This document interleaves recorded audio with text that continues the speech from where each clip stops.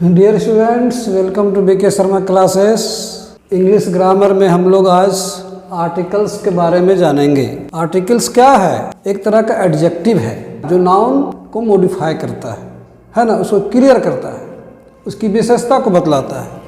ये देखिए आर्टिकल्स कौन कौन है? ए एन दी। अभी हम कुछ प्रश्न दिए हैं जो काफ़ी भ्रमित करने वाले हैं। बच्चे जो हैं सो इसमें धोखा खा सकते हैं, लेकिन क्या सही होगा और क्या गलत है हम इसके बारे में विशेष चर्चा करेंगे बाद में। पहले हम लोग इस पर गौर करें एग्जाम्पल्स पर। ये देखिए हम लोग जनरली क्या सिखाया गया है, बच्चों को सिखाया जाता है कि अगर कोई वोवेल्स हो, वोवेल्स कौन कौन है? ए ई आई ओ यू। अगर वोवेल से स्टार्ट होने वाले कोई वर्ड हो तो उसके पहले हम लोग को सिखाया गया है बचपन में कि एन लगाना, और अगर नहीं हो तो ए लगाना। जैसे कि एन एग, चूंकि ई है वोवेल। एन एप्पल हम लोग ये सीखे हुए हैं। अ बुक, देखिए बी वोवेल नहीं है इसलिए अ बुक हुआ। अ काइट, देखिए सी वोवेल नहीं है इसलिए ए हुआ। लेकिन यहाँ पर गौर कीजिए, क्या ये नियम हर जगह पालन हो रहा है? ये हम लोग जाने। ये देखिए आई हैव यूरोपियन फ्रेंड। अब यहाँ क्या होना चाहिए?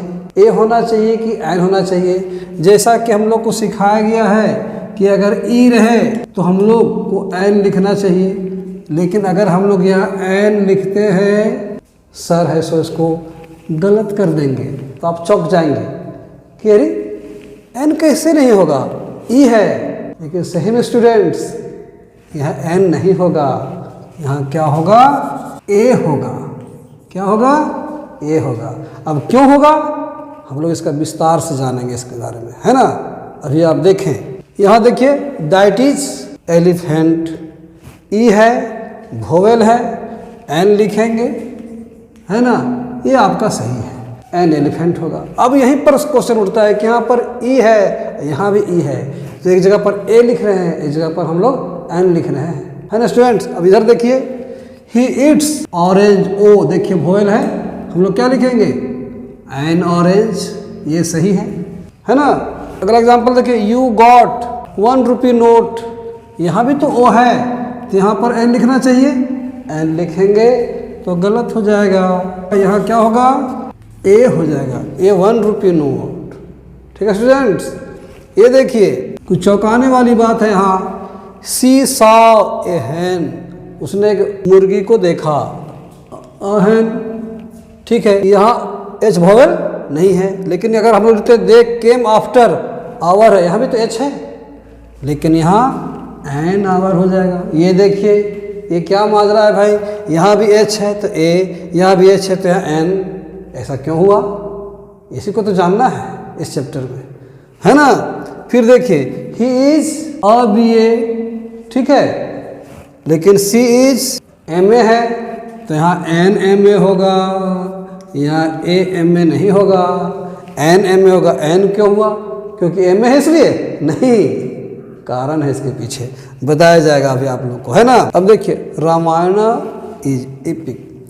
तो आर्टिकल्स बता चुके ए एन दी। तो यहाँ पर ये देखिए महाग्रंथ है तो महाग्रंथ के नाम के पहले ये सब द आर्टिकल लगता है, और एपिक है ई है, वोवेल इसलिए यहाँ पर एन हो जाएगा। ठीक है, लेकिन अब कुछ चौंकाने वाली बात है। जैसे ये देखिए आई हैव एन अम्ब्रेला, ठीक है, you say an umbrella. Mother Teresa was a unique lady. An unique lady नहीं होगा, ए यूनिक लेडी हो जाएगा। तो यहाँ भी तो यू है तो हम क्यों ए लगाए? ये सारा सिस्टम जो है सो साउंड पर होता है स्टूडेंट्स, है ना। किस पर होता है? साउंड पर। अगर कॉन्सोनेंट की तरह उच्चारण होता हो तो वहाँ पर ए लगता है, लेकिन वोवेल्स की तरह अगर उच्चारण हो, वोवेल साउंड हो, तो वहाँ पर एन लगता है। देखिए यहीं पर हुआ है, आप गौर कीजिए यहाँ पर। अ यूरोपियन, यूरोपियन अगर हम लोग लिखें, यूरोपियन अगर लिखें हम लोग तो अंतर से य से लिखते हैं, अंतर से य से लिखते हैं यूरोपियन। तो वोवेल्स कौन कौन है आप लोग को पता है? अ आ ई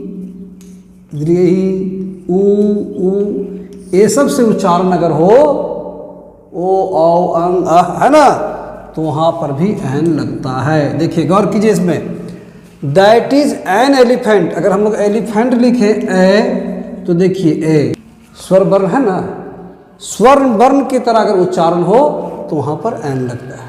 समझे स्टूडेंट्स? अब देखिए यहाँ ऑरेंज, और देखिए औ है, स्वर वर्ण है, इसीलिए एन ऑरेंज हुआ। से कवर पवर चवर के सब रहेगा तो नहीं होगा, लेकिन यही है सो स्वर्ण वर्ण की तरह अगर उच्चारण हो तो हम लोग वहाँ पर एन लगाएंगे, अगर व्यंजन वर्ण की तरह उच्चारण हो तो वहाँ पर ए लगाएंगे। ये देखिए ही साव ए हैन, हा से उच्चारण है हा तो स्वर वर्ण है नहीं, ये तो व्यंजन वर्ण है इसलिए ए लगा। अब यहाँ पर देखिए और अ से उच्चारण है, ये इसका उच्चारण साइलेंट हो जाता है। Came after an hour, hour अ से हुआ तो अ क्या है, स्वर्ण वर्ण है, इसीलिए यहाँ पर एन आवर हुआ। ठीक है। अब देखिए यहाँ पर ही इज ए बी ए, तो बी ए कैसे लिखेंगे लोग, ब से बी ए लिखते ब तो स्वर्ण वर्ण नहीं है, ये तो व्यंजन वर्ण है इसलिए ए हुआ। अब देखिए यहाँ पर ये देखिए एम ए ऐसे लिखते हैं, ए क्या है, स्वर्ण वर्ण है ना, ए ओ ये सब क्या है, सभी स्वर्ण वर्ण है। अगर इस तरह का उच्चारण हो तो वहाँ एन लगेगा ही लगेगा। इसी प्रकार देखिए ये नियम है, हम लोग पढ़ेंगे एक करके, बहुत सारे नियम इसके हैं, हम लोग डिटेल से पढ़ेंगे इस पर, है ना स्टूडेंट्स। तो रामायण के पहले द लगता है, the Ramayan, the Bible, the Quran, the Guru Granth Sahib, है ना, ये सब जो है सो ग्रंथ के नाम के पहले द लगता है, इसको ध्यान रखेंगे। इस तरह बहुत सारे नियम हैं, बताएंगे हम। अच्छा इपिक, ये देखिए इपिक माने महाग्रंथ होता है, तो इपिक ई से है इसलिए एन लगा है। तो आप लोग इस बात को अच्छी तरह समझ लें तो फिर आर्टिकल्स भरने में कभी आपको दिक्कत नहीं होगी और गलती भी नहीं होगी, है ना स्टूडेंट्स। ठीक है, आइए हम लोग अब इसको डिटेल से पढ़ते हैं। देखिए स्टूडेंट्स, आर्टिकल्स जो है दो तरह के होते हैं, एक इंडिफिनिट आर्टिकल्स और एक डिफिनिट आर्टिकल। इंडिफिनिट आर्टिकल्स में ए और एन आते हैं और डिफिनिट आर्टिकल में द आता है ना। द को भी दो तरह से पढ़ा जाता है, द और दी, उसके बारे में हम लोग चर्चा करेंगे। ये देखिए अब जैसे इसको में फ़र्क समझने के लिए कि ए एन और दी में फ़र्क क्या है, थोड़ा सा एक एग्जाम्पल लेते हैं, इसे आप लोग अच्छी तरह समझ लेंगे। सपोज दैट कि आप घर में बैठे हुए हैं, कोई लड़का आया है, कोई आके बताया कि ए बॉय हैज़ कम, एक लड़का आया है। इससे क्या अर्थ निकलता है कि उस लड़के के बारे में आप नहीं जानते हैं कि कोई एक लड़का आया है। तो जैसे अ बॉय हैज़ कम, इससे पता चलता है कि एक लड़का आया है जिसके बारे में हमें कोई जानकारी पहले से नहीं है, लेकिन जिसको आप बुला चुके हैं या जिससे पहले से भेंट है, बातचीत हो चुकी है कि आने वाला है, आपने घर में कह दिया है कि एक लड़का आवेगा, तो हमको कहना, तो मान लिया कि वो लड़का आ गया, तो उसमें क्या बोलना उचित रहेगा कि द बॉय हैज़ कम। ये देखिए द बॉय हैज़ कम, इस जगह पर हम ए का प्रयोग कर रहे हैं और इस जगह हम द का प्रयोग कर रहे हैं।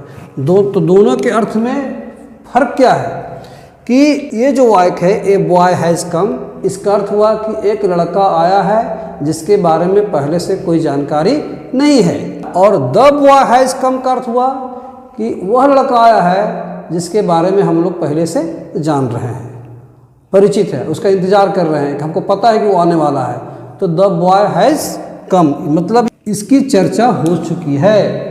जिसके बारे में कोई चर्चा नहीं हो चुकी है, पता नहीं है, उसके लिए ए का प्रयोग करेंगे, अगर ज़रूरत पड़े तो एन का भी प्रयोग करेंगे जहाँ ज़रूरत पड़ने पर, और जब जिसके बारे में पता हो कि हम उससे पूर्व परिचित हैं तो उसकी जगह पर हम लोग द का प्रयोग करते हैं। तो ये इनडिफिनिट का बोध होता है, इससे ये अनिश्चितता का बोध होता है ना, कौन लड़का है नहीं लड़का हमको नहीं पता है, इससे अनिश्चितता का बोध होता है। लेकिन द बॉय हैज़ कम से निश्चितता का पता होता है कि हम जान गए कि वही लड़का है जिसके बारे में चर्चा हो चुकी है। इसीलिए ए को या एन को इंडेफिनिट आर्टिकल कहा जाता है और द को डेफिनिट आर्टिकल कहा जाता है। समझे स्टूडेंट्स? इसके बारे में हम लोग को बहुत सारी बातें जाननी है, एक एक करके हम लोग जानेंगे विस्तार पूर्वक। आज का क्लास इतना ही करते हैं, फिर अगली वीडियो में हम लोग ए एन और द का विस्तार पूर्वक चर्चा करेंगे। ठीक है स्टूडेंट? तब तक के लिए ओके।